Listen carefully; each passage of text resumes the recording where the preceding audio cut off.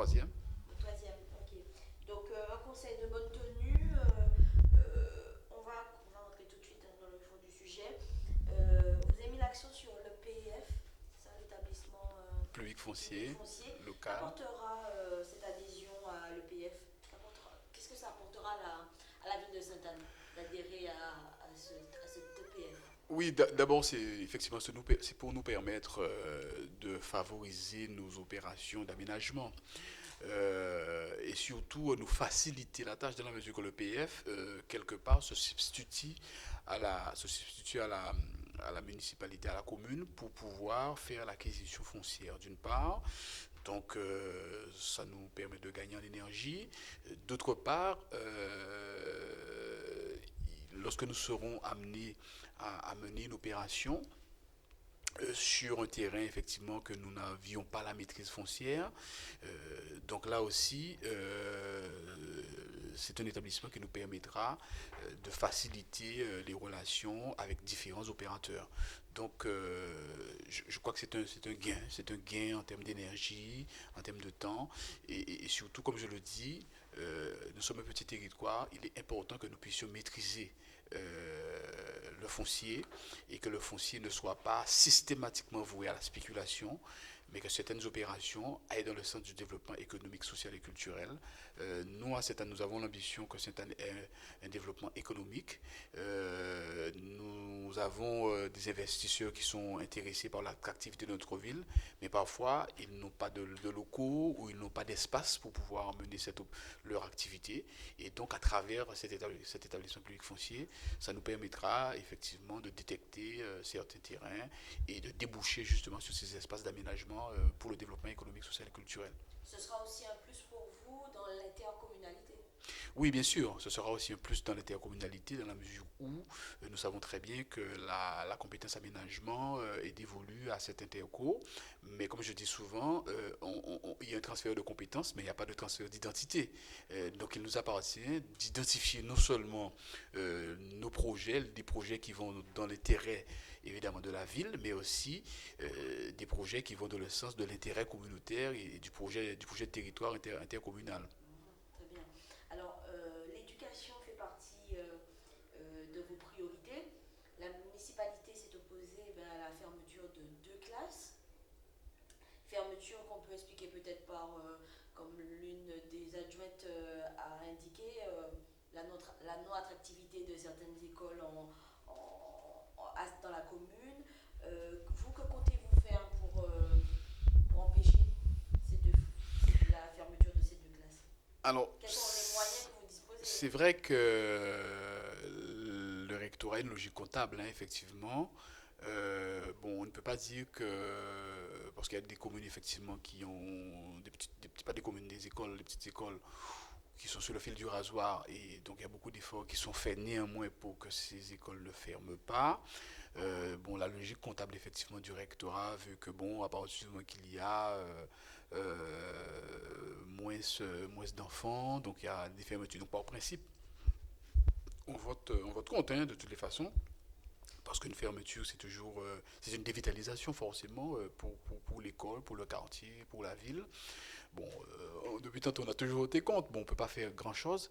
Par contre, concernant l'attractivité, effectivement, là, c'est beaucoup plus une volonté municipale de notre part de faire très attention, de faire en sorte que dans le cadre de notre volonté politique, que l'éducation doit être une priorité, l'éducation, la culture doit être une priorité, de faire en sorte que dans les écoles les petites écoles qui sont menacées comme c'est Protet ou Belletan, de faire en sorte aussi que, alors ça rentre dans le cadre d'une politique qui est générale et globale, de faire en sorte que ces écoles-là aient un certain nombre de moyens. Bon, c'est vrai que lorsque je suis arrivé, les écoles n'avaient pas la possibilité de faire des sorties pédagogiques, de Oui, mettre de bus à leur disposition. les accès, selon quelques indiscrétions, n'étaient pas assurés pour faire des sorties à l'extérieur. C'est réglé ça? Voilà, en tout cas, l'autorité n'était pas pour.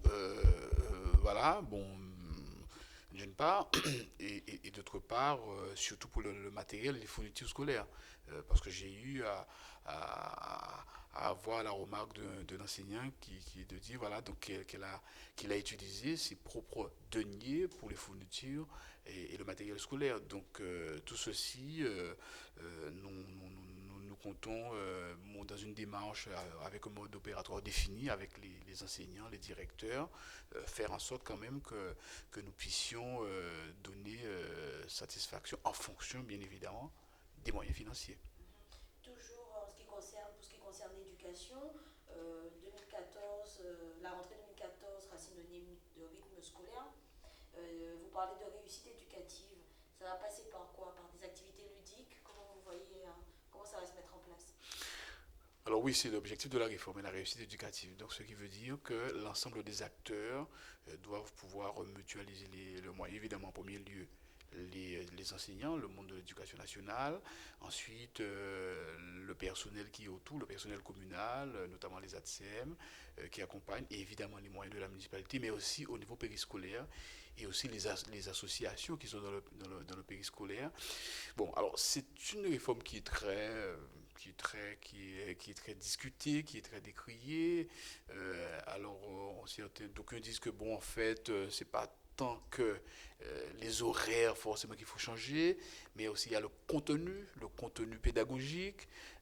Bon, voilà, bon, évidemment, c'est une loi. C'est une loi, il faudra l'appliquer. En plus, il y a un nouveau ministre qui est arrivé. Bon, mais en tout état de cause, ce qui nous intéresse avant tout, c'est qu'il y ait quand même une bonne mutualisation avec l'ensemble des acteurs. Nous voulons, à travers le projet éducatif du territoire, faire en sorte bon, qu'il n'est pas obligatoire. Bon, mais je tiens à préciser que bon, nous avons un délai très court pour pouvoir vraiment assurer dans les meilleures conditions que nous souhaiterions, en tout cas cette rentrée, mais c'est beaucoup plus pour 2015 que nous allons faire en sorte que les enfants puissent rentrer dans encore de meilleures conditions. Bon, mais la réussite éducative, en fait, elle passe par tous les acteurs. Par tous les acteurs. Bon, fondamentalement, il y a une loi, bon, donc on est obligé de suivre. Hein. Bon, mais en tout cas, au sein de cette loi, nous allons faire pour le mieux, pour faire en sorte que les enfants puissent s'épanouir et soient accompagnés au mieux dans la réussite et éviter surtout les décrochages scolaires, les échecs scolaires. Bon, c'est surtout ça aussi hein, qu'il faut faire attention. Un mot de sport, monsieur le maire.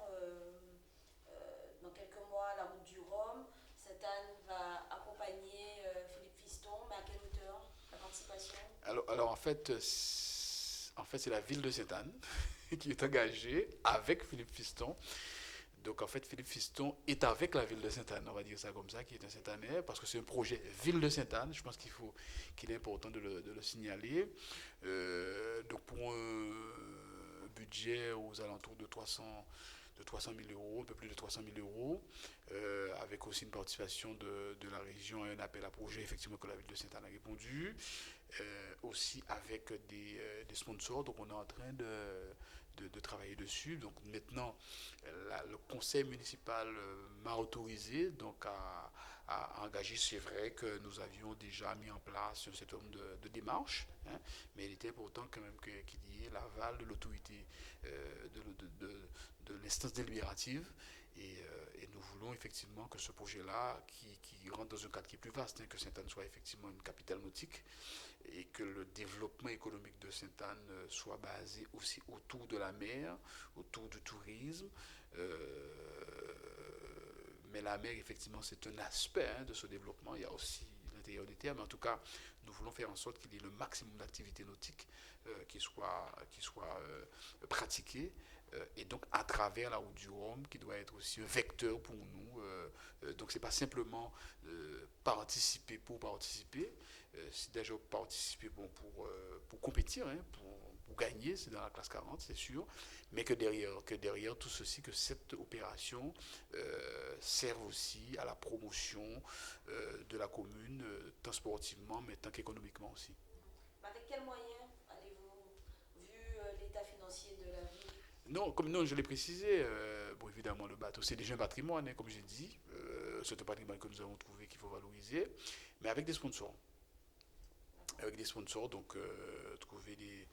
donc nous sommes là-dessus. Et... Ah, donc vous l'aidez à trouver des sponsors en fait. Non, non, non, c'est un projet Ville de Sainte-Anne. Donc Sainte-Anne s'aide à trouver des sponsors.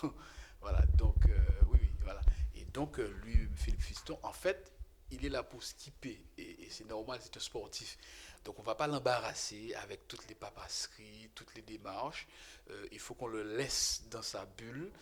Il faut qu'il caresse son bateau. Il faut qu'il soit concentré. Et donc il y a un porteur de projet, il y a une équipe, il y aura un comité de pilotage derrière pour pouvoir engager et faire les démarches nécessaires. Très bien. Deux questions, Gilbert. Comment expliquez-vous le rejet du compte administratif 2013 de votre prédécesseur? Ah non, non, Le vote, hein, il a pas été rejeté, il a été adopté. Hein. Il a été adopté par... à l'unanimité par l'opposition, trois personnes. Oui, absolument, parce que tout simplement, c'est le compte de l'ancien maire, c'est pas notre compte administratif. Et d'ailleurs, comme l'a bien dit un membre de l'opposition, nous n'étions pas là. Ce n'est pas nous qui avons exécuté ce budget. Et donc, nous n'avons pas pris part au vote. Bon, mais comme il faut absolument que le compte soit adopté, et donc, lorsqu'on a demandé qui est pour, donc tout naturellement, effectivement, les membres de l'ancienne équipe qui étaient présents, donc on votait pour, donc c'était suffisant pour pouvoir adopter.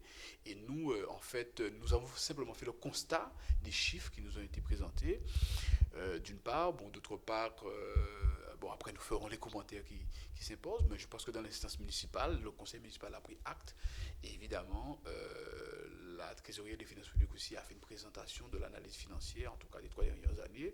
Donc là aussi, on a pris acte de cette présentation.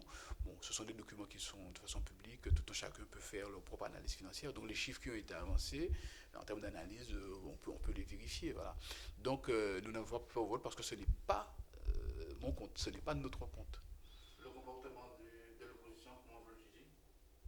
Ben, je crois que c'est un conseil municipal de bonne tenue, donc je n'ai pas à juger hein, le comportement. Je pense que moi j'ai été dans l'opposition hein, à un moment donné. Bon, c'est vrai que assez souvent nous étions méprisés, je dirais même parfois insultés. Donc je pense qu'aujourd'hui je suis en responsabilité. Je pense que nous respectons l'opposition, nous n'insultons pas. D'ailleurs, il arrive même parfois que les membres de l'opposition prennent la parole sans même demander au président de séance que je suis. Bon, je le rappelle gentiment, mais c'est pas méchant, c'est pas méchant. C'est simplement, il faut montrer quand même qu'il y a un président de séance et qu'il faut respecter. Mais l'opposition, s'il faut le juger, je pense que l'opposition, c'était à totalement loisir de s'exprimer et à aucun moment je n'ai brimé cette expression. Alors, dernière question. Le projet Grand Sainte-Anne qui vous tenait à cœur, où en est-il exactement? Ah non, non, mais c'est un projet. Ça, c'est un projet politique. Alors, le Grand Sainte-Anne, c'est quoi? C'est la rénovation urbaine qui va de Fontaisan du Rivage jusqu'à Sio. Et avec au milieu, il y a le bourg de Sainte-Anne qu'il faut redynamiser. Il y a Bois-Joulan pour lequel il faut effectivement faire sortir un projet, mais un projet qui valorise le littoral, qui valorise le patrimoine naturel, donc une attractivité valorisant ce patrimoine naturel, mais qui en même temps, parallèlement, crée aussi l'activité économique. C'est-à-dire que pour nous, lorsque nous disons que cette année doit être attractive à travers ses activités nautiques ou à travers la valorisation de son patrimoine naturel, que ce soit les sentiers du littoral, mais aussi à l'intérieur des terres, il faut que ceux qui viennent à Sainte-Anne puissent aussi dépenser leurs devises, consommer. Donc ça veut dire que derrière, il faut qu'il y ait des unités économiques, des entreprises qui créent l'activité, qui créent l'emploi. Et donc c'est un petit peu dans ce sens-là que nous voulons orienter cette rénovation urbaine que nous voulons appeler le Grand Sainte-Anne, qui est en fait la vitrine de la commune. C'est 8000 hectares, c'est 15 km. Sainte-Anne, c'est 8000 hectares. Nous avons 15 km de littoral. Bon, mais lorsqu'on traverse Sainte-Anne, c'est surtout en grande majorité aussi sur la route nationale. Donc il faut qu'il y ait un aménagement qui soit digne de ce nom, donc qui soit une bonne vitrine pour la ville de Sainte-Anne. Donc pour l'instant, où est-ce que ça en est? Nous avons déjà présenté avec certains bureaux d'études, manifester cette volonté politique. Nous avons eu ce matin, en tout cas le matin de ce conseil municipal, un séminaire avec un opérateur qui est venu faire une proposition. Donc après, il nous appartient de décider ou de désigner cet opérateur ou pas, mais en tout cas, qui nous a donné un petit peu la vision concernant Sainte-Anne à partir de notre projet politique.